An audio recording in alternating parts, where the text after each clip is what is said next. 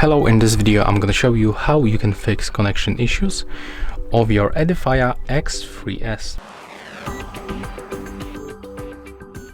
So this will be useful for you when you, for example, have unstable connection on or when you cannot connect your phone with these earbuds. But first of all, when you are actually connected with any device, you have to just unpair these earbuds.